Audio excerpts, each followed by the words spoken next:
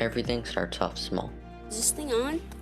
I'm not who you think I am. I'm an environmentalist. I am an environmentalist. I'm an environmentalist. Hi everyone. Hello, my name is Amartin Walla, and I founded Backyard Bird Project. Hi, I'm Jamie. I'm 11 and I live in New Jersey. Hi, I'm Ananya and I will be telling you about Earth Day. Hey guys, my name is Pranav and I live in Islip, New Jersey. This is Dushi, a small village in the north part of Afghanistan where I used to live. We're a group of young activists helping to save our future from the climate emergency. Hello, we are the EBE. We are here to show you how some human activities are ruining nature here in Hawaii. If we don't do something now, our plants and animals will go extinct. That would be horrible. This is where we live. Here in Hawaii, not everything is paradise. We struggle with environmental and social problems too. Being environmentalist isn't just doing what's already on the list. It isn't just going green or cleaning seas, it's you and me. Environmentalists fight for environmental justice. Why youth activists? Why not wait until we're older? 10, 20, or 30 years from now, when we're more educated, more measured, more realistic. Thus the sheer beauty of a child, the raw honesty, the creativity. Every spring we plant our garden and sow our seeds in the moist soil and watch as they unfurl their little leaves and meet the warm sun welcoming them into the world. We try to work with nature instead of against it. Mother Nature, indigenous leaders, frontline communities, and climate scientists have been screaming out that we need to leave oil in the ground. Adults in powerful positions have not been listening. But why wait? It's our future. 50 years from now, we'll be left with the same interconnected issues. If we lose this climate war, there won't be more to explore. It all starts with you. Do your part in the world to make a change. 7 million people die of air pollution every year. I was shocked when I heard about it. Like in Mexico, it's usually hot, dry, cold. But in March, it's snowing. 20% of middle school students participated across all 4 grades, picking up approximately 605 pieces of trash and saving around 35 pounds of food and 144 plastic bottles. We managed to get solar panels on all of our campuses. We could save up to $2.15 million a year, which is a lot of money. We also set up a stand with free kits containing environmentally helpful goods called Planet Packets. My hope for the future is to lower sea level rise. For us to do this, everyone has to pitch in, and together we can save our home. Your help will bring us one step closer to restoring our kelp forest. If we all work together, united, we can overcome. Water my dry soil and let my saplings sprout. You are safe here. The ideas will spark and the air will be clean for everyone. The ocean pollution-free. And the world we walk on will become a little bit more beautiful. We will get there. If everything we do impacts our world, then the power isn't with someone else, it's with us. And when we make responsible choices and raise up our voices, whenever someone does something that we'd never allow to happen in our backyard, because all people are our neighbors and all the world is our backyard, that is when we will see and hear and feel the ripple that is environmental justice. Thank you for watching.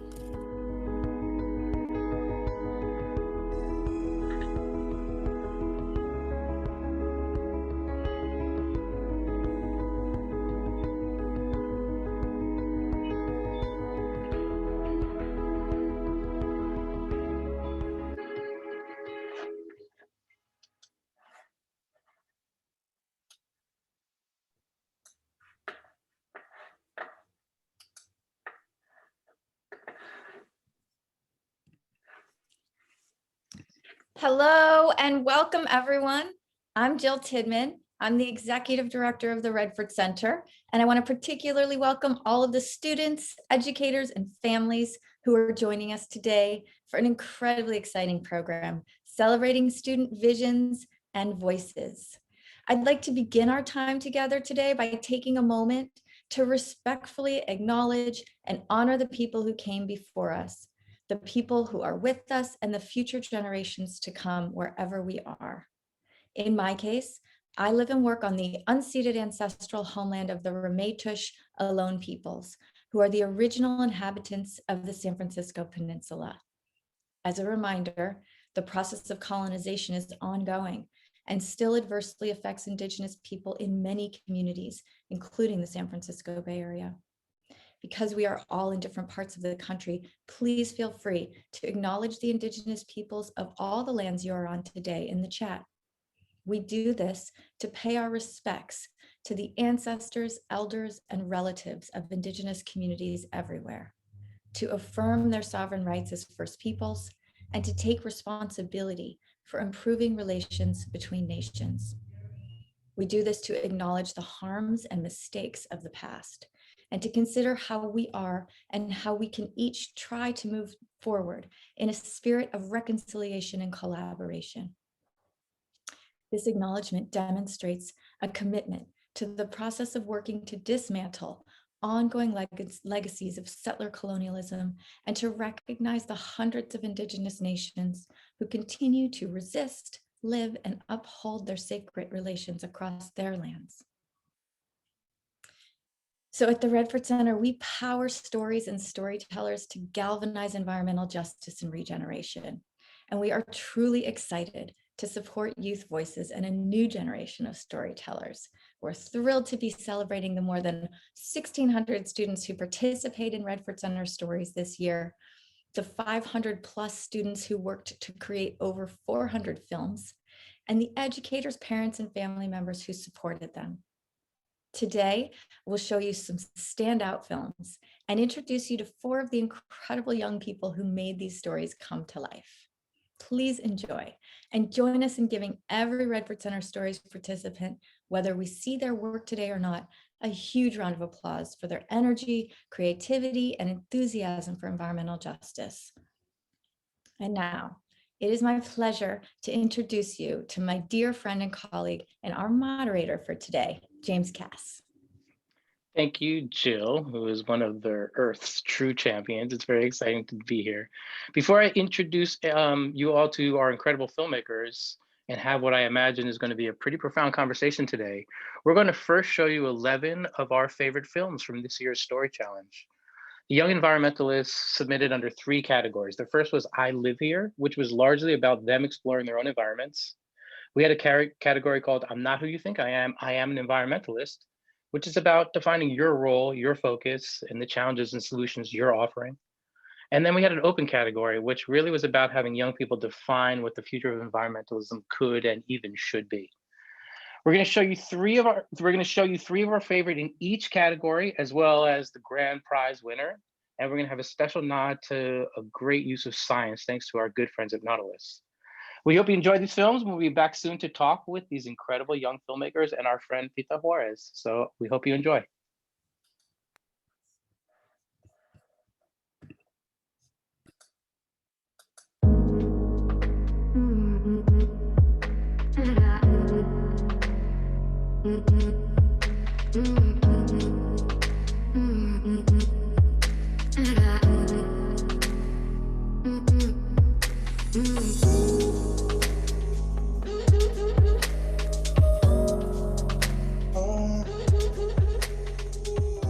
All throughout the history of humanity, trees have been stabilizing the degrees Kelvin of our atmosphere. With their deep roots, their canopies, their naturally formed strategies, those magnolia leaves, they are producing the very thing that keeps us alive. We manufacture in heaps through factories, we leap forwards to our curiosity, we keep moving, whether it's towards monstrosity, when in reality, we need a pause. Pause to allow us to realize we need to stop these lies, this fake surprise. We need to rebuild these ties with our beautiful skies and emphasize that our allies include nature. Otherwise, the future sunrises won't bring those second chances. They won't bring the stance of a 380-foot redwood tree or the colored lines on a lush hillside, butterflies, and certainly not disguises for our compromises. But we can prioritize. While we walk down the aisles of supermarkets that last for miles that are wrapped with bile, we could change a frown in our lifestyle. We could reduce all those trash piles, if not to make us smile, then to save a quarter mile for forest. Nothing is more worthwhile. We could choose to dwell on what has been done, or we could change our practices. We could stop overusing fertilizers, stop losing our precious resources to feeders. We can start choosing to take action. Our loved ones, our grandsons, everyone can change the range of good change. We can feel empowered to be a part of this opportunity, which will make sure every person in our home is aware that there is nothing more pure and worth fighting for than nature.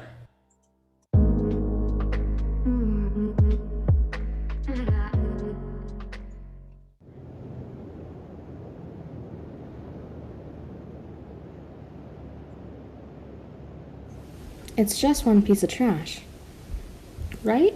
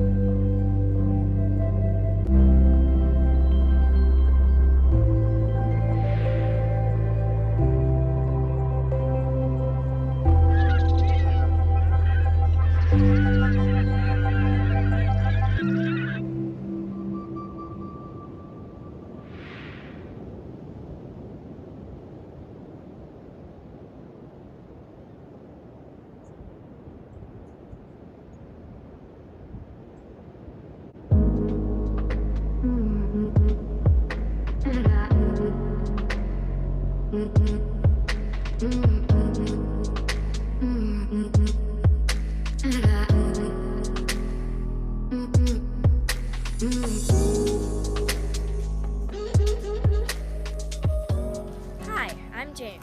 I'm 11 and I live in New Jersey. When I think of environmental justice, I think of all humans, regardless of race, class, gender, having access to the beauties of nature. I also think of justice for animals, the freedom to roam peacefully. So I've been interviewing green makers, people who protect and preserve the environment in the hope that others will take a stand. If there was some pollutant in the water or on land, it would unfortunately get into their body. And if we start seeing frog populations drop in our area, it might let us know that there's something wrong. All living things deserve their place in this world. They are all part of it. And so I think that we should protect birds out of respect. What's your biggest challenge after poaching to protect wildlife?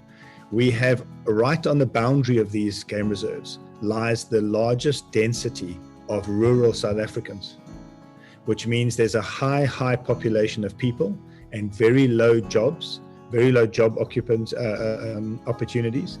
And that mixture, that combination is a huge threat.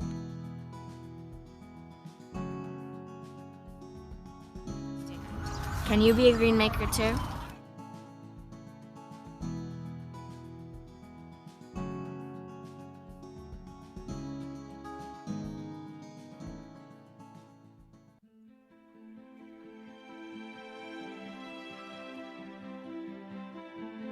Our rich coastline is abundant with sea stars, sea urchins, and kelp.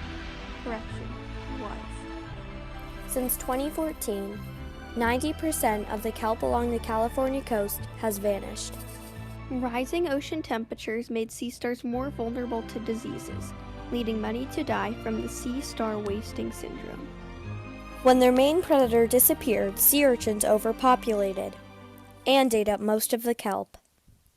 Kelp matters not just because it's food and shelter for lots of small marine life, but it also helps stop climate change by absorbing carbon dioxide and creating oxygen. How to help?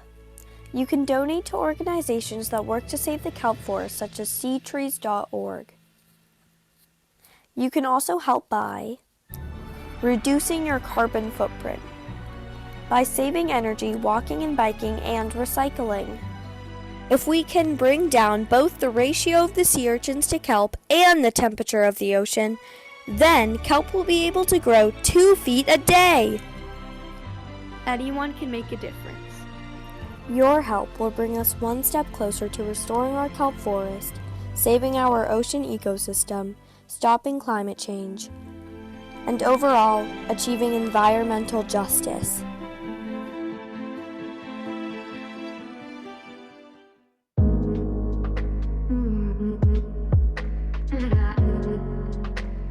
As long as I have lived in Morristown, I've had my little garden. It's not big, but it's perfect to me. It's also how I learn in my environment, right here in my backyard. Every spring, we plant our garden and sow our seeds in the moist soil and watch as they unfurl their little leaves and meet the warm sun welcoming them into the world. Composting started as we created our garden. We brought kitchen scraps and composted them. We started making our own soil. When we went clamming and caught clams, we didn't just eat the meat and throw away the shells. We brought them to the garden and crushed them to make bone meal. We never used pesticides because they can wash into streams and rivers and harm the fish that call them home. We try to work with nature instead of against it. The garden is also a learning tool besides ecology. I have learned about biology, botany, and meteorology. I have also learned how hard it is to grow our food and the importance of not wasting. There's nothing more satisfying than eating what we grow. Most summers, we are able to eat what we grow and avoid buying veggies in the market. When humans first inhabited the earth, we depended on Mother Nature to provide for us. Along the way, we started taking more and more. Instead of living off the land, we destroyed it for our own purposes. Gardening has allowed me to understand the importance of coexisting with nature. It is my little way of learning about the environment and making a difference.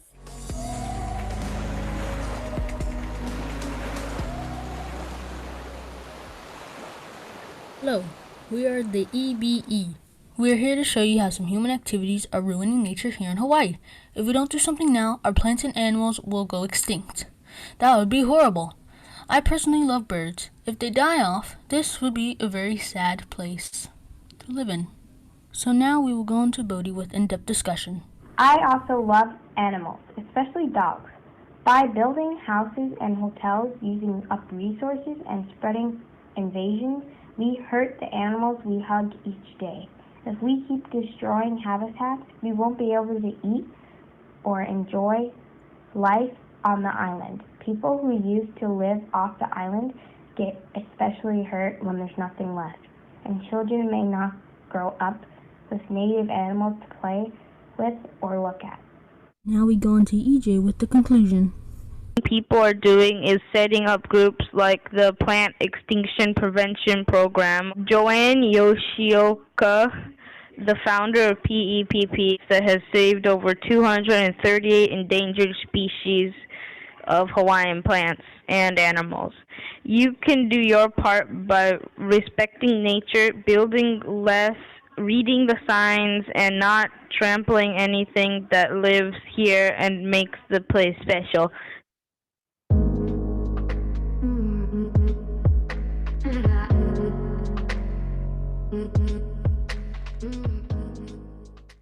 Rise and shine.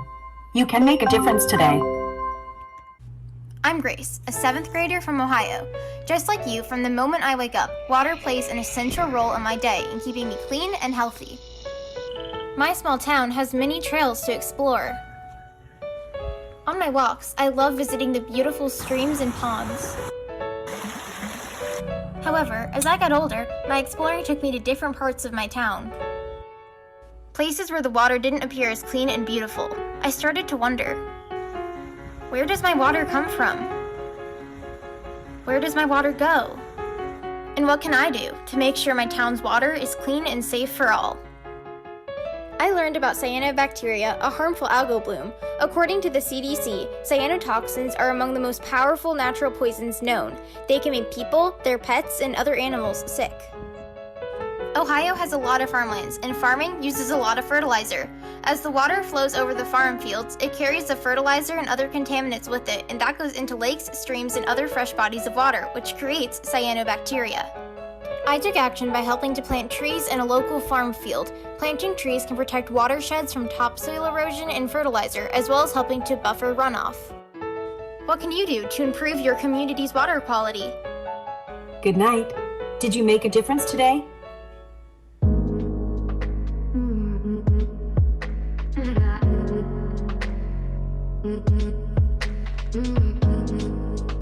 We are the Earth Guardians Bay Area crew and Youth vs. Apocalypse.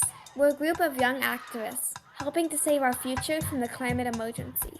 Mother Nature, indigenous leaders, frontline communities, and climate scientists have been screaming out that we need to leave oil in the ground. Adults in powerful positions have not been listening. Instead, they are investing a ton of money in the fossil fuel industry. We've learned about a super important action that can stop this. It's called divestment. So what is divestment? It's when a person or organization takes money out of certain types of banks, companies, and funds. Divestment can take power away from the industries that are causing really big harm. We found out that most of our teachers have no idea that more than $6 billion of their retirement money is being invested in fossil fuel companies right now. The organization that decides where to invest our teachers' money is called CalSTRS. Once we found out, we decided to miss school so we could go to every one of their board meetings until they divest. We did a die-in just outside their headquarters. We danced in the middle of their meeting. We got media attention by covering ourselves in fake oil. But still, they say no to divesting. This wasn't what we wanted to do with our childhood, but the grown-ups have given us no choice. Together we can do this. Will you join us?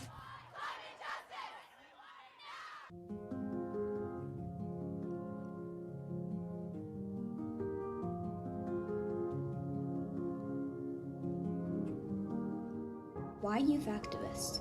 Why not wait until we're older? 10, 20, or 30 years from now, when we're more educated, more measured, more realistic. Thus the sheer beauty of a child, the raw honesty, the creativity, each theoretical idea whizzing around their mind, essentially a limitless imagination. It has been drilled into us from a young age to step aside and let the grown-ups figure it out, to sit silently and wait patiently. But why wait? It's our future. 50 years from now, we'll be left with the same interconnected issues. Environmental neglect, basic human rights, a divided nation. Knowing that we could have taken action when we didn't, now that would be the real shame. To the passionate youth, flourish and reach for your full potential. Openly share your unique perspectives and opinions, for they are what could truly change the course of humanity forever.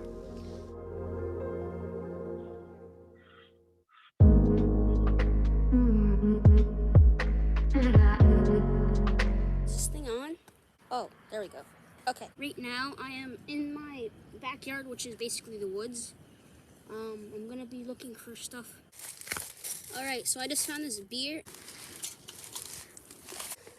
Another glass one. I found one little plastic one, two, third one, three, another one, four, another one, my collection.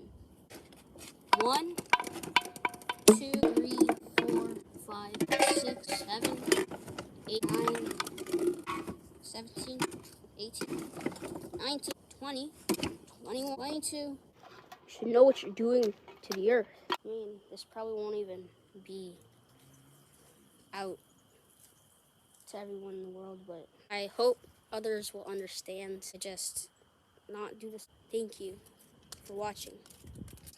See you.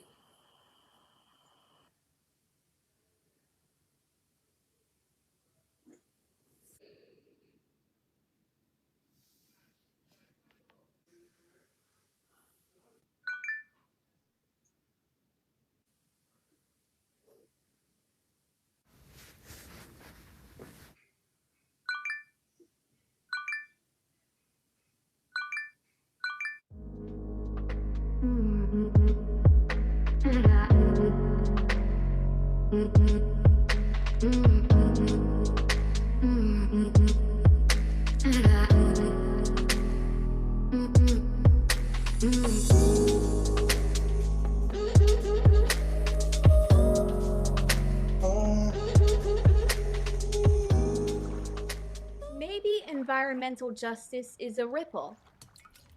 Turn on your car and line the pockets of oil companies, raise the temperature of the earth, and cause a rise in the sea level that displaces entire communities. Click that buy button to purchase a product made by sweatshop workers, shipped on a plane that adds to our carbon footprint, stuffed in a box made from trees that could have been cleaning our air, and filled with bubble wrap that will last longer on this planet than you or I will. Bite into that burger and don't think about the mistreatment of the animals, or the dangers posed to the workers, or the 3.1 gigatons of greenhouse gases produced each year by the meat industry. Everything we do causes a ripple so far-reaching, it can make you feel like it's all just hopeless anyway.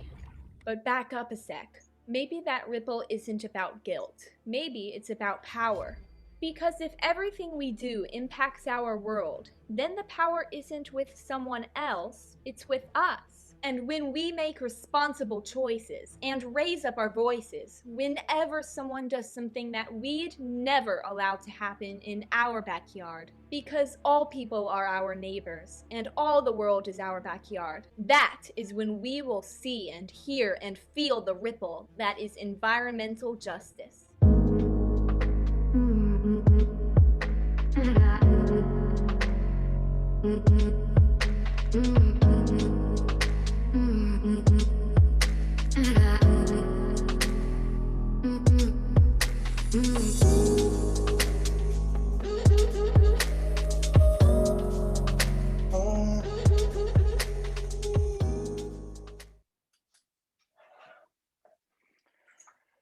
Well, I don't know about all of you, but I just thought that was extraordinary. And I just love and really appreciate the thoughtfulness, the creativity, and the generosity that all of our young filmmakers shared. So I'm going to ask you all on my panel to turn on your cameras so people can see you. And it is my great honor and absolute pleasure to introduce you to today's experts.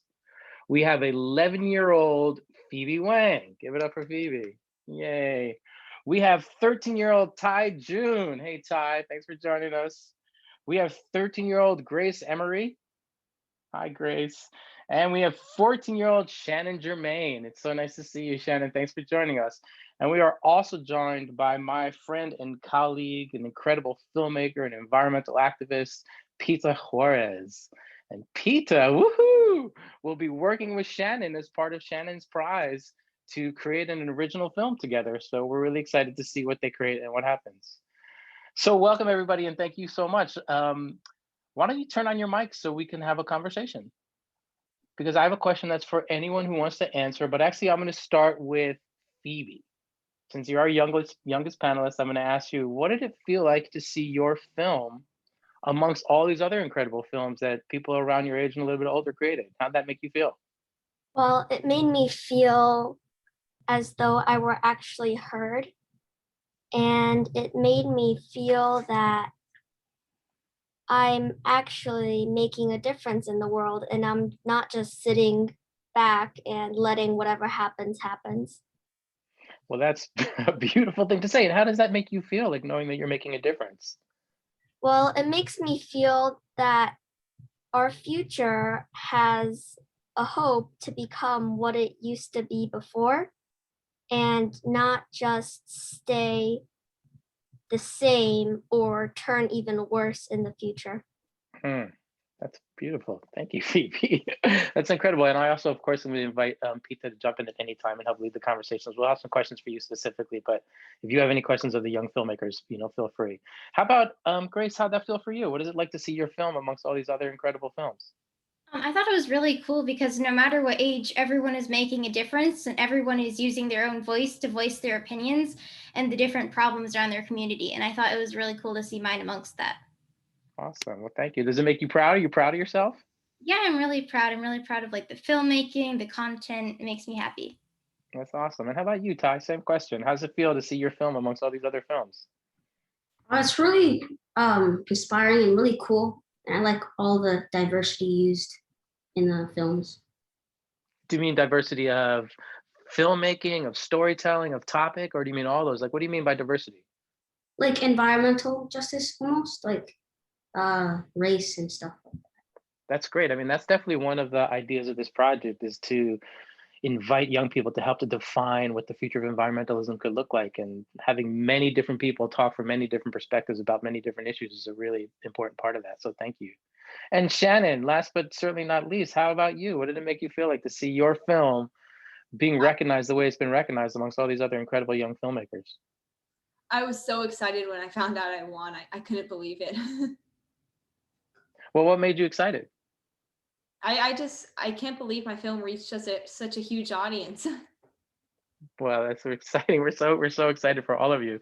So can I ask Shannon, I'll say with you, so what drove you to tell the story that you told?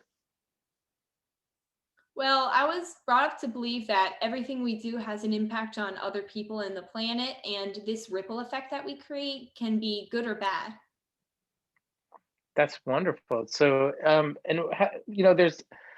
there are some people who think about environmental literacy as just what you just said. It's really understanding that you live in a world that you impact and that impacts you. And so everything we do has an impact. So I love that you said that because the Redford Center itself focuses on impact. Like everything we do as an organization, we want to focus on the impact it has. How about you, Grace? What drove you to tell the story that you told specifically? What drove me was that in fourth grade, I was on a local team for robotics, and our research topic was hydrodynamics. And a research topic for that was cyanobacteria. And then in seventh grade, we learned more about the water cycle, and cyanobacteria is part of that. And I just got really interested because I know that my community faces this issue, and it was something that I wanted to work on and give a call to action about and voice my opinion. So that's why I did enroll in this contest. Well, that was we're really glad that you enrolled because your project is really beautiful. And thank you for showing all of us that 11, 13, and 14-year-olds are way smarter than most adults. So thank you. So Ty, let me ask a slightly different question. And then, Pete, I want to open it up to you I'd like to get your thoughts. And I'm going to ask you a very specific question, then open it up to you. But I know that you really are excited about being a filmmaker. So can you talk about what is it being a filmmaker specifically, or being an environmentalist that excites you for what you can do in the world as you continue to grow up and learn more and sort of develop the strength of your voice? I think I can keep going on and filmmaking, like keep creating more inspirational videos. And I think everyone can be creative about this and filmmaking. And if we keep telling stories like this, I think it could really keep pushing and inspiring people to do more. Well, that's a great answer. Thank you. So that's a perfect question segue to you, Pita. So Pita, I love your take. Like, you're a filmmaker. You work with lots of filmmakers from all across the country. You work in environmental issues all across the country. I'd love your first initial reaction to just seeing these films, but then I'd also love your take on the power of storytelling and like the power of story to actually have the kind of impact these kids are talking about. Yeah, that's how I feel about all of this and watching and hearing. And I watched some of the movies throughout the week, and I was telling friends about how, this is how I know I made the right decision and what to do in life because of how amazing these stories with Phoebe and Grace and Ty and Shannon. I love so many of the topics that were hit on in all these movies. And Ty, yes, the diversity of all the topics in environmental justice were really, really good, and all these challenges. So myself, I'm I'm a filmmaker, and one of the things that really inspires me has been like personal experience. And being a part of communities who are affected by a lot of the environmental justices, things that you guys kind of touched upon and addressed in all of your films in one shape or form. And I'm wondering, like in terms of like motivation and what has inspired you, like, is there something, with Ty's film is there like so much garbage around that you had to make a movie about this? Or is there like, for instance, I'm working on a film right now and I'm bringing in like my indigenous roots, and like I'm trying to connect everything together. Like, how is it that your own personal experience is being impacted in the type of films and your storytelling that you're doing?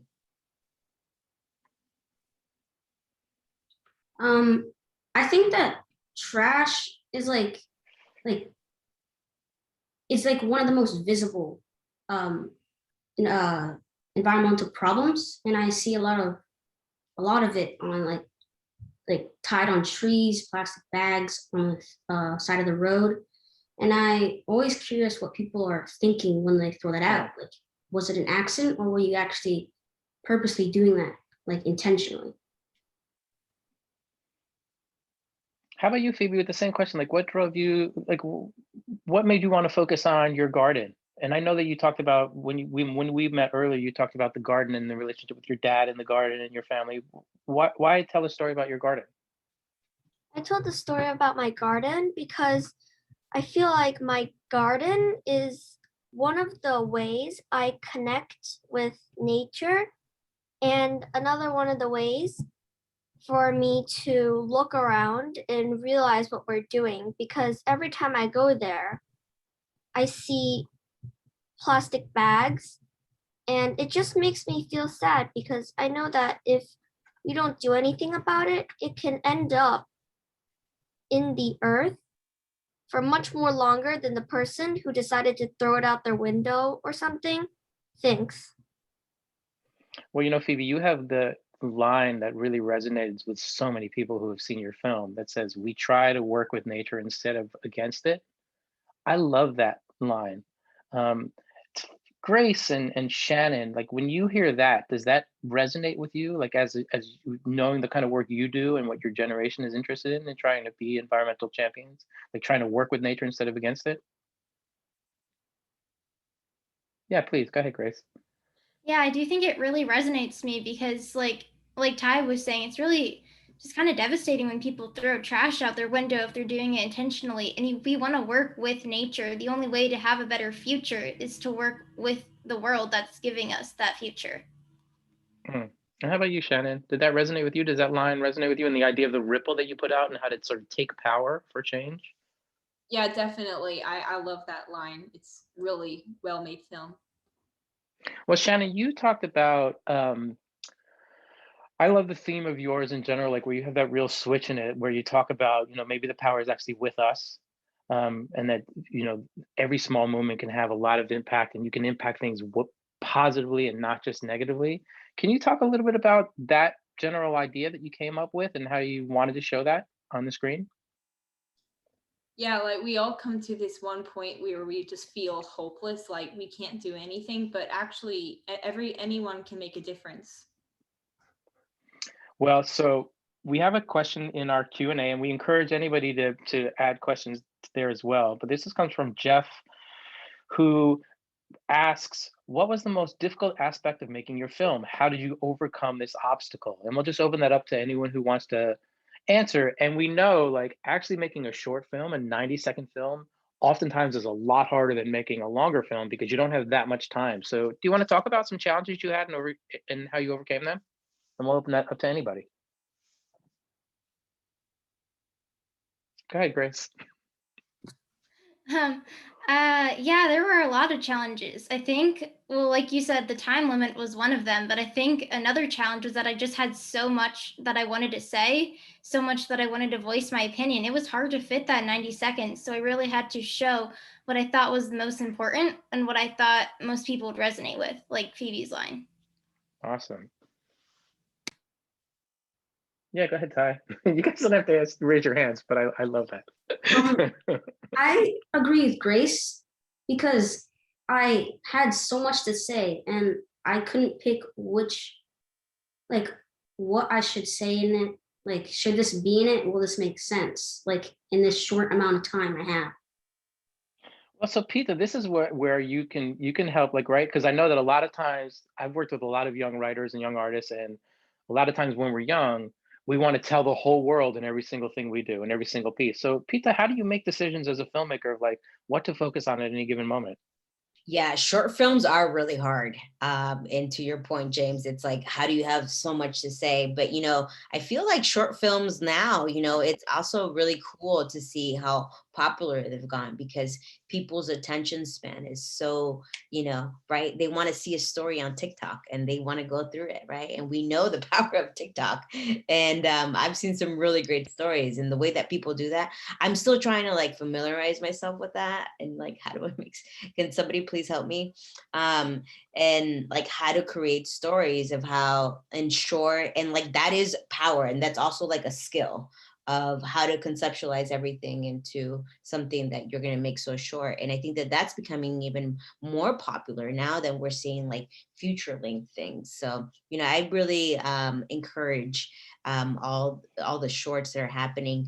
One of my questions was also here was thinking about like, your call to actions. Like, how did you come up with that? Because, that's really, really important. I think, as a documentary filmmaker, one of the things that I always try to implement is like, okay, so here's the problem, here's the solution. And like, now how do we make change and how do we get people to do something? Because that was the whole point of making this documentary. Like, how did you come up with that? Like, what was the go-to? And I'll tell you this, like, that's always one of the hardest things to come up is towards the end. And it's like, okay, cool. I made all this whole movie. And like, now what do I tell people to do? So and you guys seem like you had a lot of those. So I'm just curious how you came up with that. So, for my next film, like I can have some help here. Hmm. Phoebe, what do you think? You want to answer that, Phoebe? Well, I also agree with that because to me, when we're speaking out, it just feels as though we're actually making a difference and we're not sitting around. And we have to actually protect it. We can't just wish for the earth to become better without doing something about it. Love that. Well, and Grace, look, I want you to answer that question too, because it seems to me watching your film that you were thinking about water and then the conversation turned into where your water comes from and what does that look like in different places and how does water, so like that was a really interesting in-depth exploration. And so what is the action item that you hope people take from yours? I think the action item is that actions lead to consequences, but actions can also lead to solutions. So as I was walking through like the woods and everything, I'd see the water, I'd see the algae, the cyanobacteria. And at first I was like, wow, this is not good. But then I just asked, where did that come from? Like, where did this not good thing come from? And I just wanted to learn more. That was kind of my call to action. Yeah, that's great. And Ty and Shannon, you both really built that into the making of your film, right? Shannon's is about ripple, right? And like sort of growing impact, exponential impact. And Ty, you very much engage with social media and sort of how other young people can communicate with other young people. And one of the things we loved about your film was it was in the response. It wasn't the character, it was the character in your response who says, can we create a club to sort of pick up trash? Can you talk about that, Ty, and like how you think that maybe social media and sort of youth filmmaking strategies and your ability to navigate the social media world can really help the environmental movement? Yeah, I think social media is very powerful because a lot of people will be looking on social media and they would find this and then they would be interested. And I think like in my film, when the boy was sending the video out to social media. He did his part, but then the other person who was responding to his video was wanting to do more about it. Hmm. Yeah, that's great. That's the word generation, right? Regeneration, like things that generate response and action by others. That's really powerful. So Pita opened up the generation gap, whereas, and I too, like we would love your help in our own social media skills. But Shannon, what are your hopes for the future? Like, what do you want adults to do? What do you want people your age to do to sort of help us get to a better and healthier future? I think you should do what you can when you can. Recycle, use public transportation, stop buying single-use plastic and things like that. But most importantly, reach out to lawmakers and big companies and big corporations and pressure them to stop polluting our earth. Peta's got a lot of experience there because Peta works, one of the ways that Peta shows up in her work is she works for an organization called the League of Conservation Voters. And it's Yeah. all about getting people. Do you want to talk about that, Peta, at all? Yeah, no, I love that. I think it's like, recycling and all these things that we're doing, which is like individual, how we show up, right, for Mother Earth, for Madre Tierra is really important. But it's also about, there's more than like just like, we can recycle all that we want, but at the end of the day, we need to hold corporate polluters accountable, like what Shannon is saying, right? This is like a bigger problem. And what we do at LCV, at the League of Conservation Voters, is that we hold these people accountable and we fight them as much as we can. We have places in Texas where we see all the oil refinery. We think about kids and the buses that they're riding and all the diesel fuel, right? So like how we're breathing and then the things that are just like all around us is just the things that are just there. And we're not thinking of that, right? We're thinking like of just oil refineries, but there's just things right in front of us that are big examples of what environmental racism really looks like, right? And so we know that for a lot of kids across the country, it's just access to parks, right? Yeah. So I grew up with no parks around where I was, and that's a problem.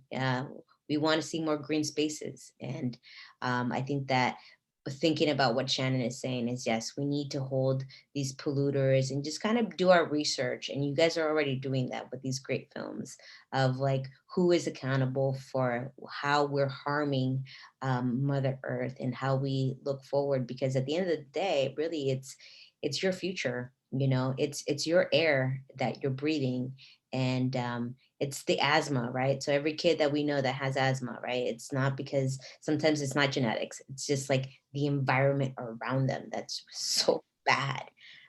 So yes, I love that. I think that at the end of the day, those are things to keep looking forward to and keeping in mind. So we only have time for a couple more questions. We have to wrap up this incredible panel. I could speak with all of you all day. You just are brilliant and you bring joy to my heart and to my soul and to my brain, and you bring hope. Part of what we try to do is close the hope gap and show that we haven't lost this battle to protect the future and to protect the earth. Like with people like you championing it, we can get there, we can do it. So I'm going to ask one question that's in the Q&A, and then I want to sort of just go to a final question. So we have a question from Noel about were there special challenges that the pandemic posed for you in terms of your filmmaking, in terms of being able to create this story? Like, were there challenges? Like, how did the being home and not being in school affect your ability to do this project? Ty, you look like you have something to say. Yeah. It's just like the limited space you can go. Like you can't go out and like have someone record for you or be with your friends while recording and they can help you, because I actually tried that and it didn't really work out because we still had a social distance, and it would have been better, and it was really challenging during this time. Well, thank you for working through that challenge. We appreciate seniors. Go ahead, Phoebe. Well, actually, I noticed that during the coronavirus, one day I went outside and I took a couple deep breaths and I'm like, wow, this air smells so clean. And I actually think that in this case, the pandemic is actually good because people say that they're locked in the house and they can't go out, but that doesn't mean you can't go into your backyard and just interact with nature a little bit, like plant a small garden or even just going outside for 5 minutes. It'll help. You'll realize that nature needs us. We can't leave it like this. Phoebe, that is such a powerful thing you just said. I know that at the Redford Center, we talked about that a lot at the beginning of the pandemic, where we all made choices together to work on behalf of the collective good, right? And it ended up helping things in the natural world, cleaner air, cleaner water, but it also was we were caring about people who maybe were more vulnerable than we were, right? And that's such an important thing for us all to work together toward the future. So thank you for really bringing that up, because that's what we need, right? We need to all be working together on behalf of everybody. So let's ask that final question, and we'll use this as the wrap up. So I want to hear from all four of you around this, but I really want to hear, like, what is your hope for the future? What does the future of environmentalism look like if young people like you really are able to make the differences you want to make? And Grace, why don't we start with you? I think my hope for the future is that people can realize that they can contribute to the environment no matter where they're at. It doesn't have to be about water quality in their community. Everyone can contribute to help the earth. The earth has helped us. It's our home. So now we need to help it become better. And can you do a challenge? So I want you both to everyone to do all that, and then do a challenge to the adults in your life of how to make the world a better place. So what's a challenge, Grace, that you would give to adults listening, adults who you know, adults who you don't know but are seeing your film? What's something you want adults to do? That's a good question. I think a challenge would be maybe like not to throw away every single thing, like every single plastic thing. Just try to see if there's a place you could go to recycle, or maybe when you're out on a walk, or just like, I don't know, don't use your car, use a bike or something. Just kind of the different ways to help the environment. And what about you, Shannon? What's your hope for the future of environmentalism, and what's the challenge you want to give to adults? I don't really think we have much of a future if we don't start taking action now. And we should stop thinking of environmental issues as Republican versus Democrats. It should be planet over a political party. And like a challenge I would propose to like adults would be to like think about the legacy you want to leave us. So we all have to move to Maryland so we can vote for Shannon. She runs for office very soon. Shannon, that was such an incredible thing you just said. Thank you for that. That was amazing. What did you say? It's not Republican or Democrat, it's people versus, what did you say?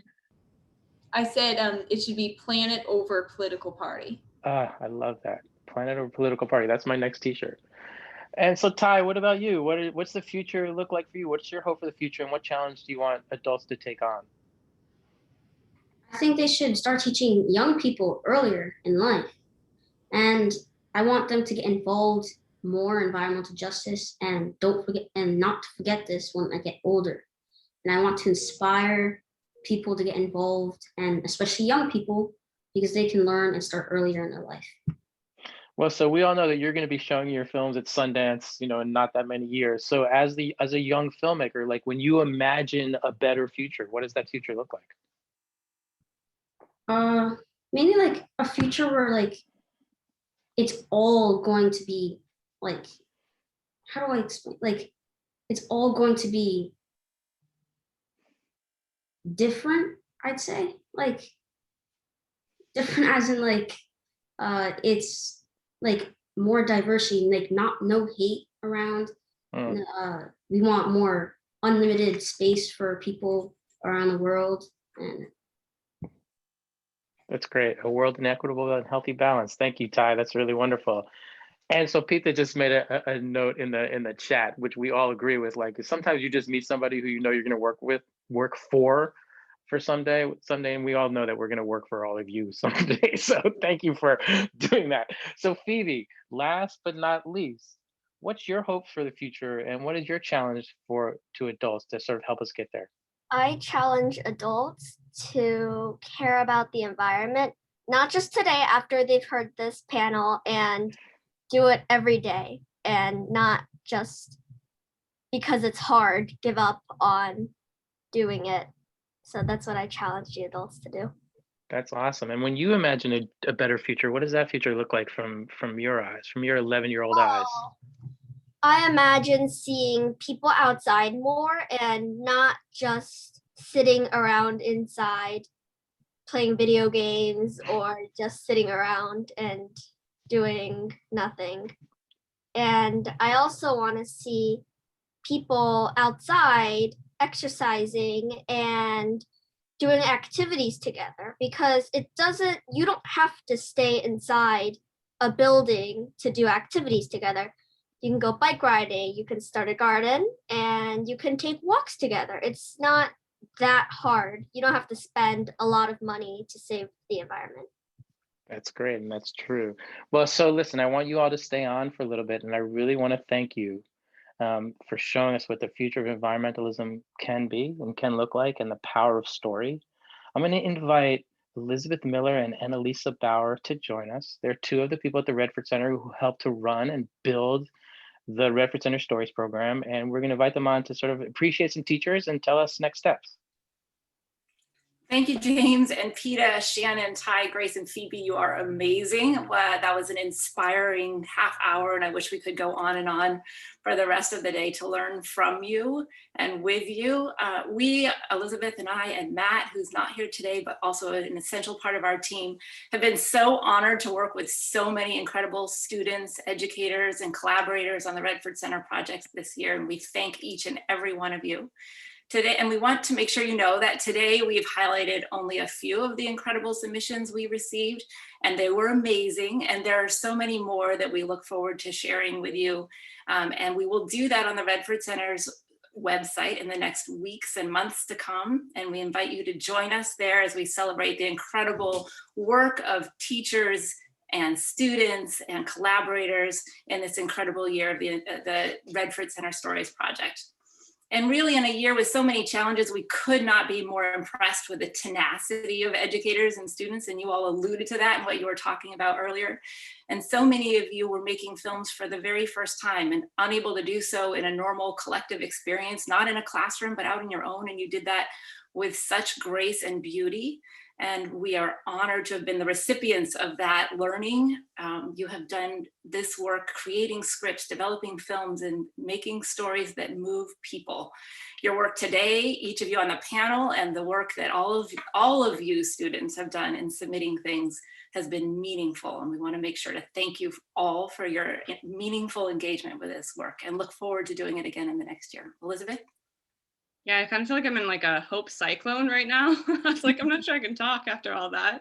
But I want to echo the thanks and send my own appreciation to this panel, to Peta, to James, and really to every single person, student, parent, teacher, otherwise, who contributed their energy and their care and their inspiration to the Stories Project this year. It really was our fortune to get to watch over 400 films.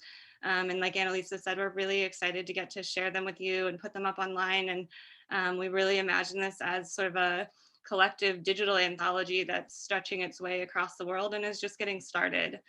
And then I think we just wanted to say, in addition to our thanks, that we're excited to be in touch in the time ahead, and it's going to take us a little bit of time to retool things, but the Redford Center has an incredible current cohort of grantee filmmakers, and we're excited to see if we can have them share even more of their work, so that it's an ongoing conversation with students and filmmakers and activists all over the world.